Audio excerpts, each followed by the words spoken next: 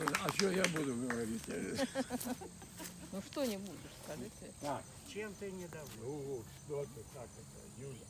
Во-первых, я хочу все-таки сюда куда-нибудь приспособиться. Ну, конечно, замечательно. Сейчас все будет по одному. Стоит. Так, ничего. А то они... Здесь, значит, ну, читать я не знаю, ну, потом посмотрим. Дело в том, что вот вчера буквально, да, позавчера, 125 лет, Вчера. ну, великому, конечно, Сергею Есенину. Это на все века, это на все умы, это на все сердца, это лучше, чем все, что было, по-моему, после Пушкина. Это мое, я просто в этом отношении больной человек. Вот у меня с этим связано очень много разных воспоминаний, но все-таки парочку я вам расскажу. Дело все в том, что в конце 60-х годов я работал в Рязани под руководством великого Анатолия Эфроса. Это были лучшие 2 года моей жизни творческой. Но там же Константиново. Ну как же я мог? Да, в общем-то, я туда и поехал. Еще из-за того, что рядышком Константиново. Но в 60-е годы это было... Там к нему не зарастет народная трава. Заросла тропа. Заросла. Когда я туда первый раз приехал, я зашел в филармонию рязанскую и сказал, что, может быть, я там почитаю что-нибудь, потому что у меня большой там репертуар, все это самое. Они сказали, ну, хорошо. И дали, Юля, знаешь, что мне дали?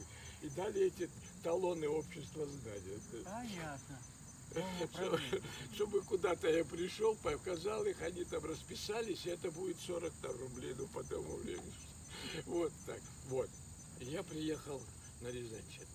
И вот эти 2 года, это были 2 года моего, по-моему, действительно, ну, не героического, но какого-то такого поступка. Я их всех поднял там.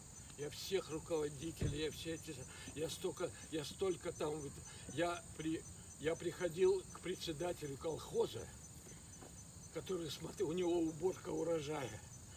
Он смотрит и говорит, что я от него хочу вообще. Я говорю, мне хочется почитать ваших. Кому? Я говорю, рязанским ребятам, которые здесь трудятся. Где? Я говорю, да где угодно, господи, это сам. Я могу в поле почитать. Он говорит, в поле. Значит так, у меня послезавтра посевная начинается. Там трактористы будут и ночевать, там и все. Ты приходи послезавтра рано-рано, часов 6 приди. И мы тебе транспорт дадим, и ты приедешь, ну и почитаешь им. Вот, и тут же подписал мне, это что уже состоялся, этот концерт. Прихожу я в 6 утра. Колхоз называется. Только не упадите, потому что потом будет... Колхоз называется «Путь ленинизма». Путь ленинизма. Я прихожу, сидит баба, рязанская баба, сидит у входа, висит замок. Я говорю, бабушка, тут вот я пришел выступать, и тут должен быть где-то транспорт. Она говорит, транспорт, да, есть, председатель сказал, уже подали. Я говорю, и где? Говорит, а вон он стоит. Я поворачиваюсь, стоит говновоз. Вот с этой трубой, с бочкой. Я говорю, и как там ехать? А он говорит, иди, я тебе расскажу. Значит, посадила меня вот там сзади бочка, а сзади еще есть такая штука, вот туда я сел. Вот, и через некоторое время пришел этот. И он, значит, и вы что думаете, с каким удовольствием эти ребята, они когда, во-первых, когда они увидели, я вам должен сказать, что последняя их реакция была, они были возмущены. Они сказали, что они убьют этого председателя, что он актера повез на этой штуке. Это они поняли, он нет. Ну, а потом же путь ленинизма, так что было ж понятно, обосранный весь. Поэтому, так сказать, это ничего тут, ничего удивительного нету. Вот. Ну, я читал много. Я, знаете, Доярки, с Доярками у меня состоялась встреча. Значит, там же это Ока, чудесная река, изумительная. А они от этого места, от пристани до там, где они доят, это, ну, где-то паром ходит. Вот. И я, значит, пришел, для них уже эта дойка была дневная. Это было где-то в 12 час. Ну вот, я пришел, они, значит, на ведрах все сели, перевернули ведра, сели. И она сказала, там, бригадирша, только вот это вот минут 17 здесь, не больше. Вот я паромщику говорю, можешь тише ехать? Он говорит, сделаем. И он провез этот путь минут за 25. И я ему, значит, было много очень, но самая интересная встреча, ну, я вам так скажу, не буду, филармония поняла, с кем они имеют дело, в конце концов. И там, вы знаете, да, наверное, многие из вас, если по возрастному цензу, ну, ты знаешь, что это знаменитый Рязанский хор.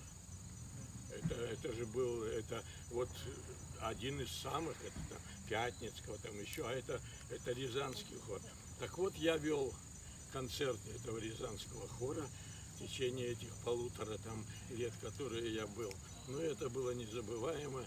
Я был на открытии дома Кашиных, который отремонтировали к 75-летию. Это было, братцы, это было 50 лет тому назад. 50 лет тому назад я выступал на сцене дома Кашиных. Это было изумительно, все. Но первая встреча у меня была, когда я подошел к домику Есенина с голубыми ставнями, то мне захотелось идти, там экскурсовод, там одна сидит, никого нету. Это на меня произвело какое-то дикое впечатление. И магазин, потом мы со Светочкой еще раз туда поехали, как ты помнишь, этот «Зефир».